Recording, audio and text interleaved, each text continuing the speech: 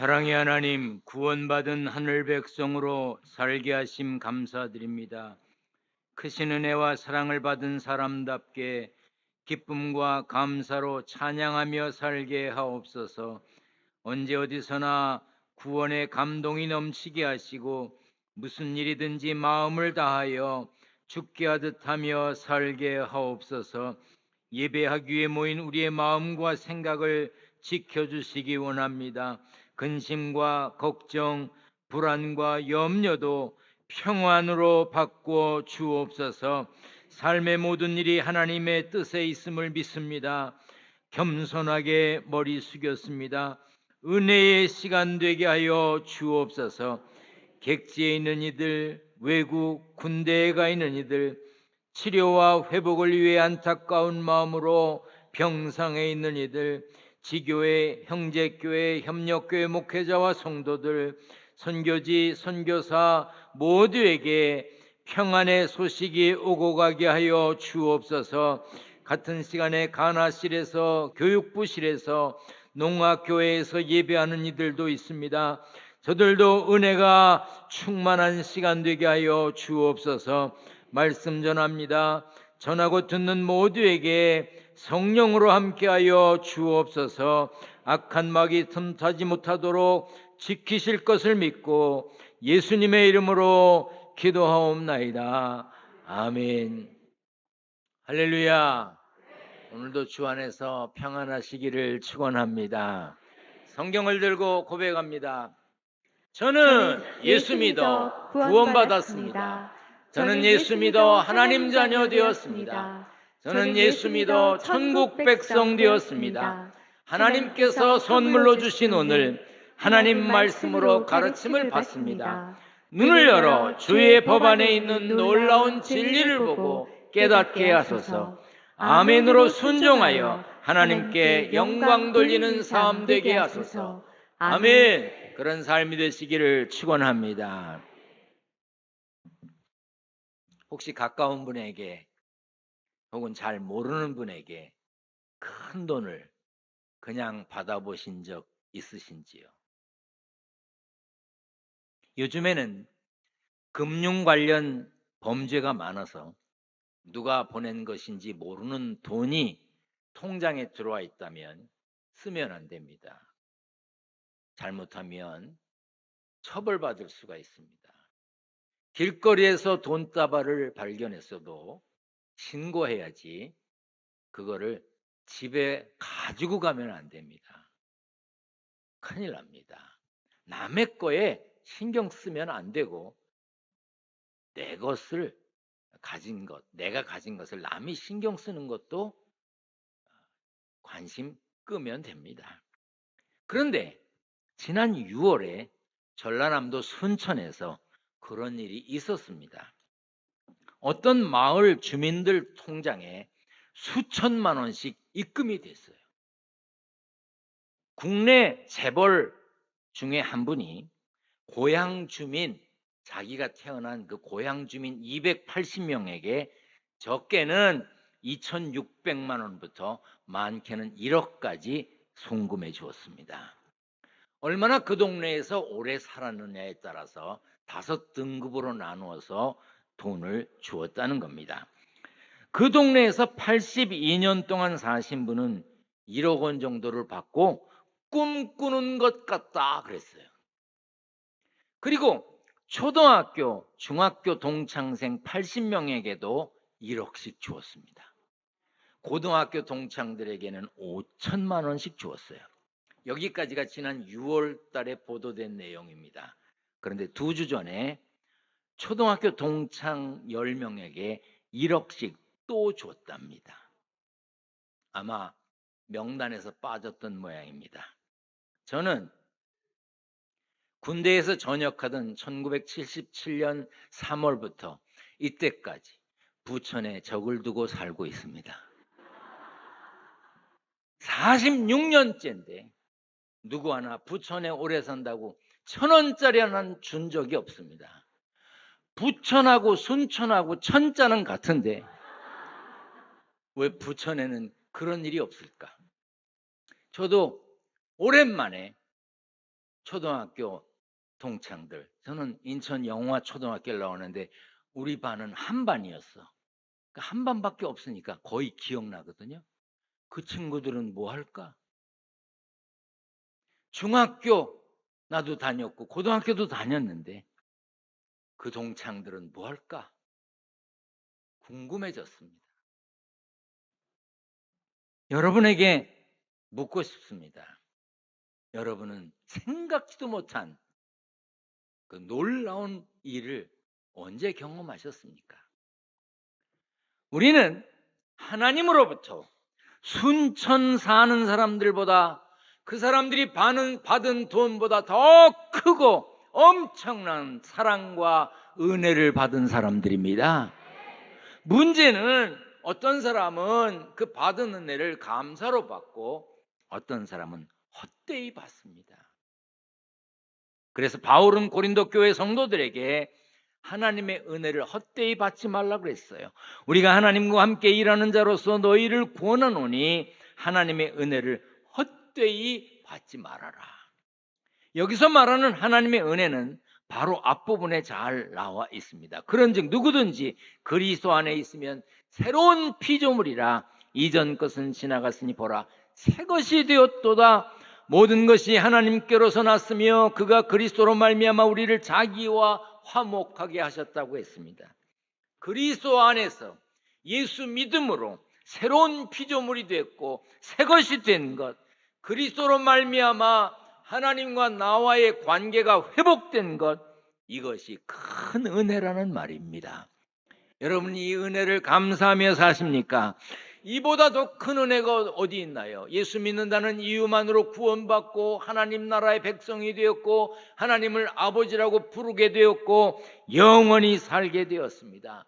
그 은혜를 헛되이 받는 사람, 다시 말해서 감사할 줄 모르는 사람, 귀한 줄 모르는 사람, 그 사람이 누굴까요? 고린도후서 5장 21절에 하나님께서 죄를 알지도 못하신 그리스도를 우리를 위해 죄가 있게 하신 것은 그리스도 안에서 우리로 하여금 하나님의 의가 되게 하기 위해서였습니다.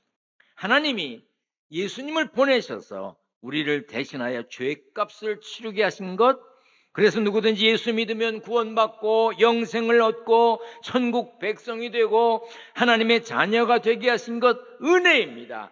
큰 은혜입니다. 그 은혜를 헛되이 받지 말라는 거예요.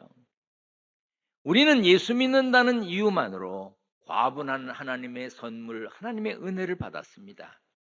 그 은혜는 우리의 행위, 우리의 노력, 우리의 실력을 인정받아서 주어진 게 아닙니다. 단지 하나님의 사랑으로 허락된 것입니다. 사도 바울은 그 사실을 강조하기 위해 이사야의 예언을 인용하여 이렇게 말했습니다. 다 같이 읽겠습니다. 이르시되 내가 은혜 베풀 때에 너에게 듣고 구원의 날에 너를 도왔다 하셨으니 보라 지금은 은혜 받을 만한 때요 보라 지금은 구원의 날이로다. 보라 지금은 은혜 받을 만한 때요 보라 지금은 구원의 날이로다. 이 말씀처럼 은혜는 지금 받아야 합니다. 구원은 오늘 받아야 하고 오늘 구원받은 기쁨과 감사로 살아야 합니다. 왜냐하면 주의 날이 밤에 도둑같이 이르기 때문입니다. 전도를 해보면 예수 믿으라고 권면을 하면 쉽게 듣는 말이 뭐죠? 나중에 믿을게. 나중에 교회 갈게. 천천히. 죽기 전에 믿으면 되는 거 아닌가? 이렇게 말합니다. 자, 제가 앞에 돈 얘기한 이유가 다 있습니다. 오늘 여러분들에게 누가 예배 마치고 만나면 내가 돈이 한 10억 있는데 누굴 주고 싶은데 당신을 주고 싶어. 예배 마치고 만나자. 그러면 나중에 그럴 사람 천천히 줘. 그럴 사람 나 죽기 전에 줘. 그럴 사람 모르긴 몰라도 축도도 안 끝났는데 튀어나갈걸? 왜? 그이 못 만날까 봐. 마음 변할까 봐. 왜 그럴까요? 가치를 알기 때문입니다. 10억이면 무엇을 어떻게 쓸 수 있는지 알기 때문에 튀어나가는 거예요. 예수 믿으면 구원받고 하늘나라 백성이 되고 멸망치 않고 영생을 얻는다는 가치를 모르기 때문에 나중에 소리를 하는 거예요. 세상에 나중을 장담할 수 있는 사람이 어디 있습니까? 오늘 오후를 여러분들 알고 계시나요? 어떤 일이 있을지? 내일을 보장받으셨습니까? 나중을 어떻게 말할 수 있습니까? 아무도 모르지요. 우리나라는 사람이 죽으면 땅에 묻거나 화장을 해서 납고를 하거나 혹은 뿌리거나 뭐 나무 밑에 묻거나 뭐 여러 가지 방법을 가지고 장례를 지내지요. 요즘에는 화장을 하고 그 가루를 만든 그 시신을 집에 두는 사람들도 많다고 하더라고요. 그렇지만 우리는 대부분 집에서 먼 곳에 묘지를 씁니다. 그리고 먼 곳에 납고를 하지요. 근데 서양에 가면 미국도 마찬가지고 대부분 집 근처에 묘가 있습니다.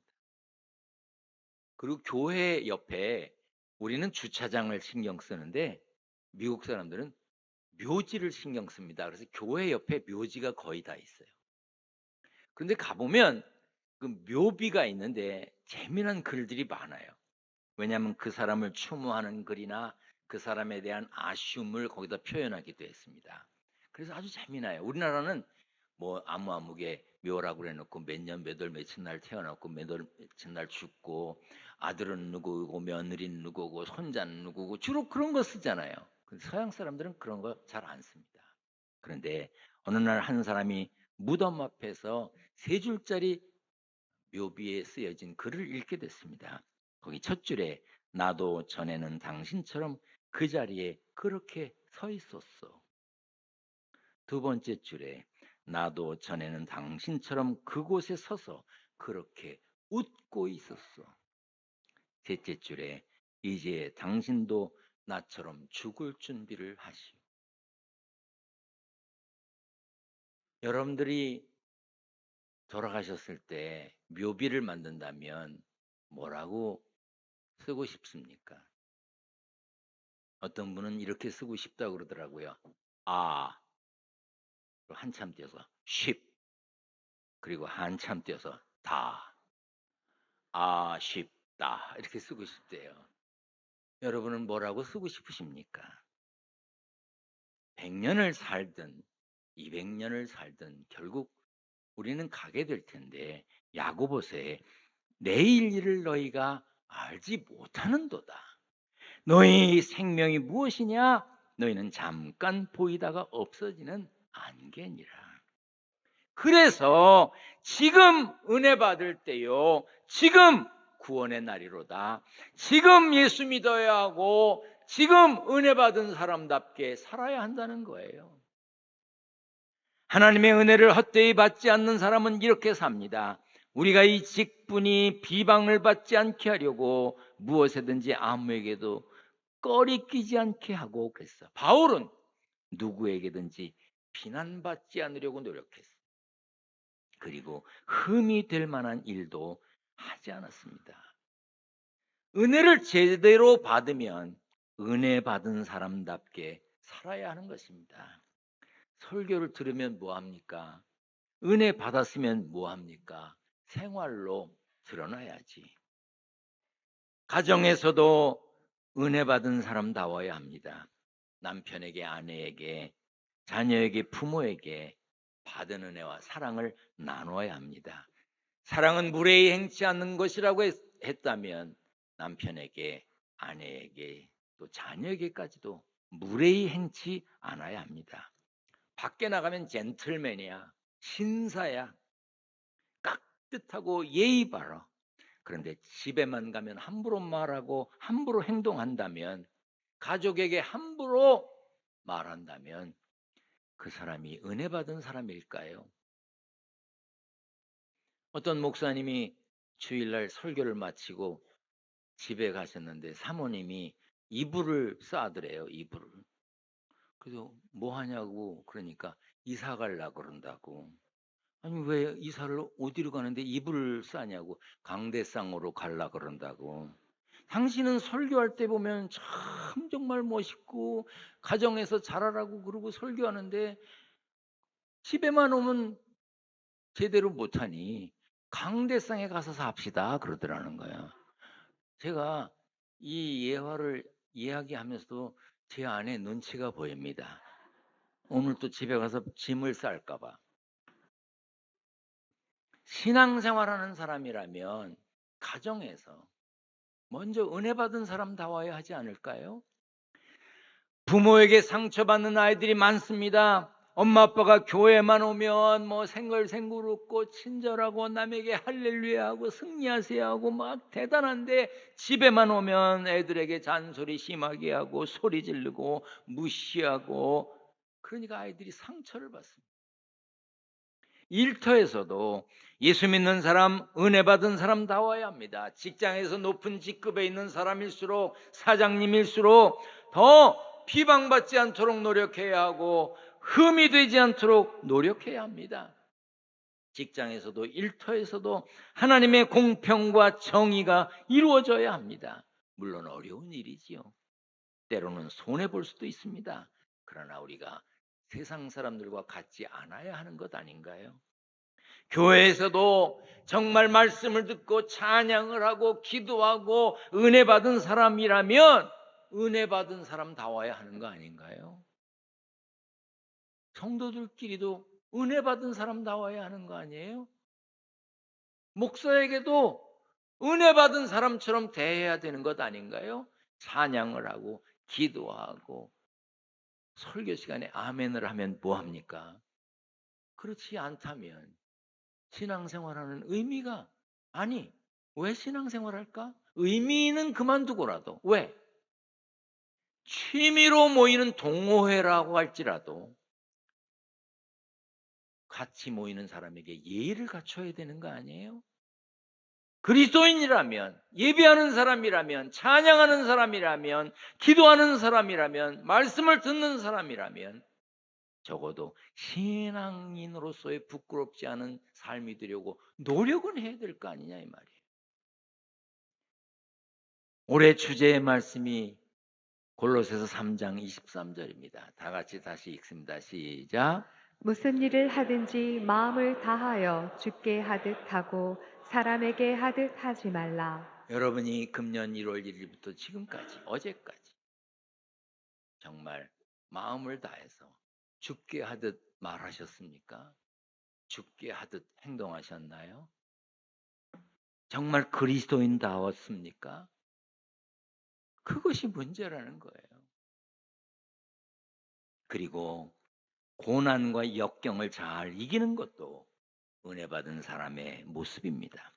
아무 일 없을 때는 예수 믿는 것 같습니다. 그러나 고난이 찾아오면 방법부터 찾습니다. 하나님을 찾지 않아, 기도하지 않아, 세상적인 방법으로 해결하려고 합니다. 은혜 받은 사람의 모습은 어떠냐?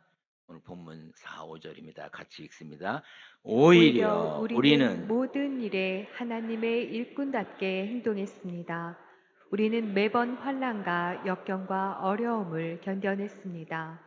또 매를 맞고 옥에 갇히고 복도들에게 당하기도 하고 고된 일에 시달리며 잠도 못 자고 굶주렸습니다. 매를 맞고 옥에 갇히고 폭도들에게 당하고 고된 일에 시달리고 잠을 못 자고 굶주렸습니다. 그럼에도 불구하고 모든 일에 하나님의 일꾼답게 행동했습니다. 어떻게 그게 가능했을까요? 6절, 7절에 답이 나와 있습니다. 같이. 그리고 그리고 우리는 우리는 정결함과 정결함과 지식과 인내와 친절함을 나타내었으며 성령의 감화와 거짓 없는 사랑과 진리의 말씀과 하나님의 능력으로 모든 일을 행하였습니다.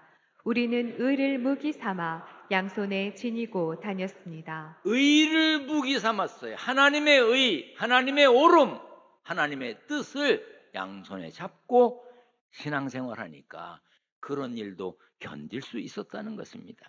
많은 고난을 당했지만 그들은 이길 무기가 있었기 때문에 쓰러지지 않았습니다. 신앙생활을 잘해도 힘든 일, 어려운 일 겪을 수 있습니다.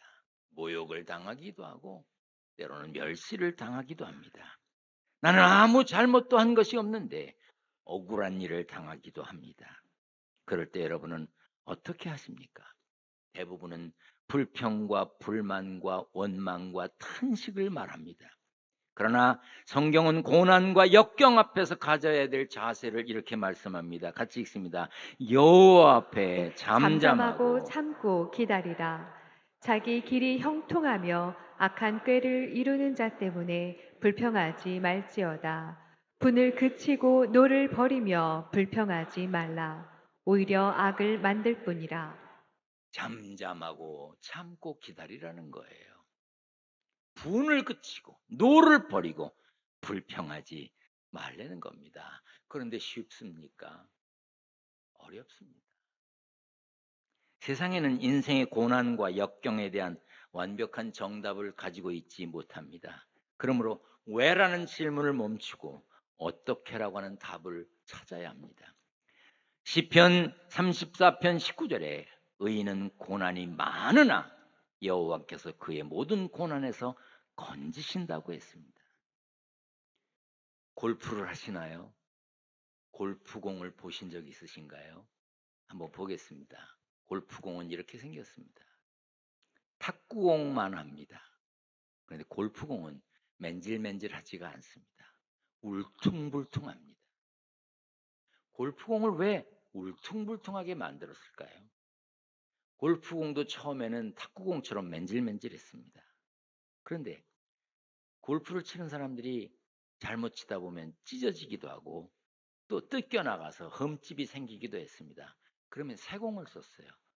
그런데 신기한 걸 발견했습니다. 새 공보다 흠집이 있는 공이 더 멀리 나가는 거예요. 그리고 흠집이 있는 공이 더 정확히 가는 겁니다. 그래서 골프공을 새로 만들면서 있지도 않은 흠집을 미리 내는 거예요. 그래서 공을 울퉁불퉁하게 일부러 만듭니다. 그 울퉁불퉁한 것을 딤플이라고 그러는데 작게는 400개, 많게는 1000개까지 딤플을 만듭니다. 왜요? 더 멀리 가게 하려고. 왜요? 더 정확하게 가게 하려고. 여러분이나 저나 삶의 딤플이 있습니다. 울퉁불퉁한 게 있어요. 부끄러운 게 있습니다. 흠집이 있습니다. 아무도 알면 안 되는 게 있어요. 그런데 오히려 그것 때문에 우리를 더 멀리, 더 정확하게 가게 하시려는 하나님의 뜻이 거기 담겨 있는 것 아닐까요?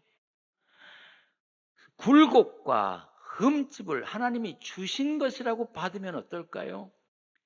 베드로전서 4장 13절에 오히려 너희가 그리스도의 고난에 참여하는 것으로 즐거워하라. 이는 그의 영광을 나타내실 때 너희로 즐거워하고 기뻐하게 하려 함이라. 이는 은혜 받은 사람이 누리는 신비지요. 사람들이 우리를 아무것도 아닌 것처럼 생각할 때가 있습니다. 무시당할 때가 있죠. 우습게 여길 때 있습니다. 그러나 여러분이나 저나 우리는 예수 믿음으로 하늘을 가진 사람들입니다. 하늘 사람입니다. 천국 백성이에요. 멸망이 없는 영생을 소유한 백성들입니다. 그러므로 즐겁게 가슴을 펴고 살 수 있는 거예요. 에베소서 3장 12절 말씀처럼 예수 이름으로 예수 믿기 때문에 우리는 하나님 앞에 당당히 나아갈 사람들입니다. 하나님 앞에 당당히 나아갈 수 있는 사람이라면 이 세상 당당하지 못하게 움츠리고 갈 데가 어디 있습니까? 하나님 앞에도 가슴을 펴고 갈 사람인데 여러분 가슴 펴세요. 가슴을 펴고 살아요. 하나님 앞에도 당당히 갈 건데 그리스도 안에서 모든 것을 가진 사람인데 무엇이 문제이겠습니까? 남이 뭘 가졌든 그게 왜 신경 쓰여?